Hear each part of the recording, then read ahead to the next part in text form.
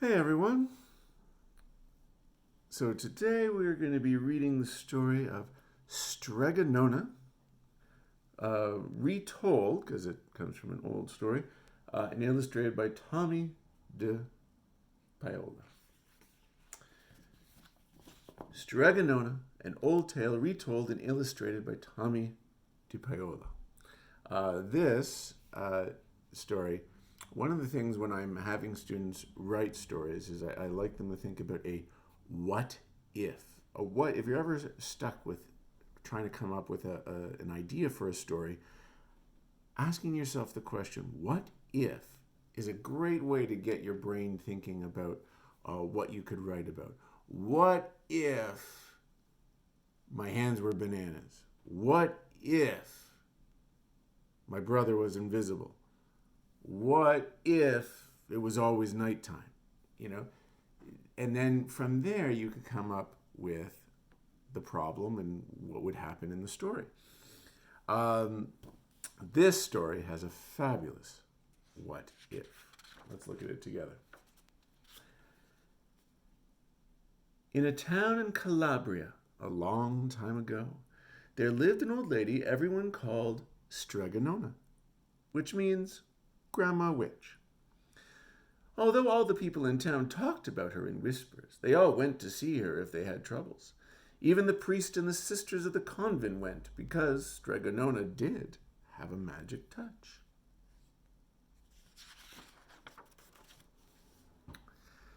She could cure a headache with oil and water and a hairpin. She made special potions for the girls who wanted husbands. And she was very good at getting rid of warts. But Strega Nona was getting old, and she needed someone to help her keep her little house and garden, so she put up a sign in the town square. And Big Anthony, who didn't pay attention, went to see her. "Anthony," said Strega Nona, "you must sweep the house and wash the dishes. You must weed the garden and pick the vegetables. You must feed the goat and milk her, and you must fetch the water. For this I will give you 3 coins and a place to sleep and food to eat." "Oh, grazie," said Big Anthony. "The one thing you must never do," said Strega Nona, "is touch the pasta pot. It is very valuable, and I don't let anyone touch it." "Oh, si, yes," said Big Anthony. And so the days went by. Big Anthony did his work, and Strega Nona met with the people who came to see her for headaches and husbands and warts. Big Anthony had a nice bed to sleep in next to the goat shed, and he had food to eat. One evening, when Big Anthony was milking the goat, he heard Strega Nona singing. Peeking in the window, he saw Strega Nona standing over the pasta pot. She sang, "Bubble, bubble, pasta pot, boil me some pasta nice and hot. I'm hungry and it's time to sup. Boil enough pasta to fill me up." And the pasta pot bubbled and boiled and was suddenly filling with steaming hot pasta. Then Strega Nona sang, "Enough, enough, pasta pot. I have my pasta nice and hot, so simmer down, my pot of clay, until I'm hungry another day." "How wonderful," said Big Anthony. "That's a magic pot for sure." And Strega Nona called Big Anthony in for supper. But too bad for Big Anthony, because he didn't see Strega Nona blow 3 kisses to the magic pasta pot.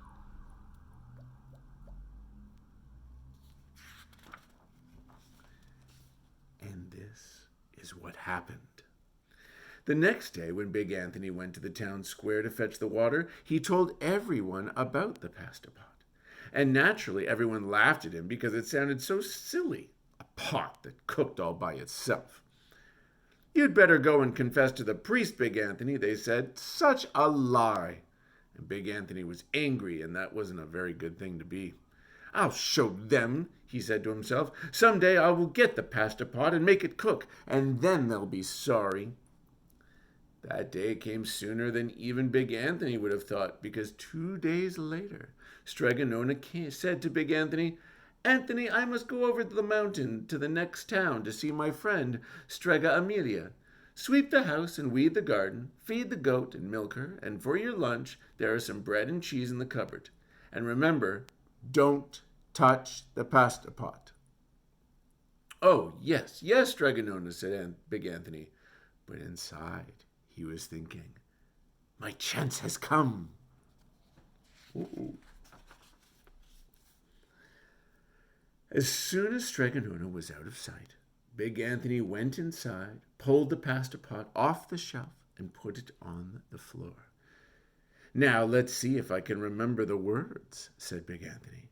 And Big Anthony sang, bubble, bubble, pasta pot, boil me some pasta nice and hot. I'm hungry and it's time to sup. Boil enough pasta to fill me up. And sure enough, the pot bubbled and boiled and began to fill up with pasta. Aha! Said Big Anthony, and he ran to the town square, jumping on the fountain, and shouted, everyone get forks and plates and platters and bowls, pasta for all at Strega Nona's house. Big Anthony has made the magic pasta pot work. Of course, everyone laughed, but ran home to get forks and plates and platters and bowls, and sure enough, when they got to Strega Nona's, the pasta pot was so full it was beginning to overflow. Big Anthony was a hero. He scooped out pasta and filled the plates and platters and bowls. There was more than enough for all the townspeople, including the priest and the sisters from the convent. And some people came back for 2 and 3 helpings, but the pot was never empty. When all had had their fill, Big Anthony sang, enough, enough, pasta pot. I have my pasta nice and hot, so simmer down my pot of clay until I'm hungry another day. But alas, he did not blow the 3 kisses. He went outside, and to the applause of the crowd, Big Anthony took a bow. He was so busy listening to compliments from everyone that he didn't notice the pasta pot was still bubbling and boiling, until a sister from the convent said, oh, Big Anthony, look! And pasta was pouring out of the pot all over the floor of Strega Nona's house and was coming out the door. Big Anthony rushed in and shouted the magic words again, but the pot kept bubbling. He took the pot off the floor, but pasta kept pouring from it. Big Anthony grabbed a cover and put it on the pot and sat on it. But the pasta raised the cover, and Big Anthony as well, and spilled on the floor of Strega Nona's house. Stop! Yelled Big Anthony. But the pasta did not stop, and if someone hadn't grabbed poor Big Anthony, the pasta would have covered him up. The pasta had all but filled the little house. Out of the windows and through the doors came the pasta, and the pot kept right on bubbling. The townspeople began to worry. Do something, Big Anthony, they shouted. Big Anthony sang the magic song again, but without the 3 kisses, it did no good. By this time, the pasta was on its way down the road, and all the people were running to keep ahead of it. Ah! We must protect our town from the pasta, shouted the mayor. Get mattresses, tables, doors, anything to make a barricade. But even that didn't work. The pot kept bubbling, and the pasta kept coming.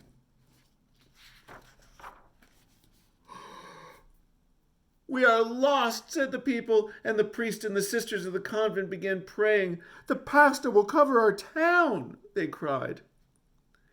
And it certainly would have, had Strega Nona not come down the road, home from her visit.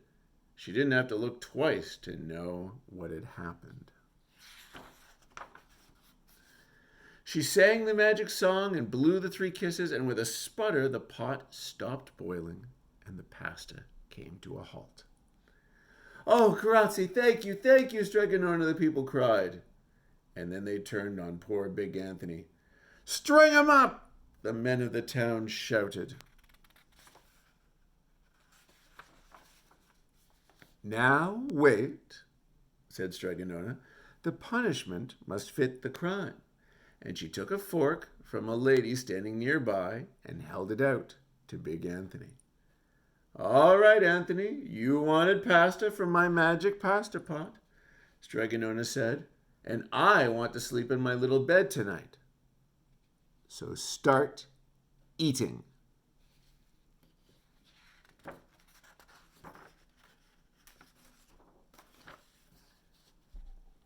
And he did. Poor Big Anthony.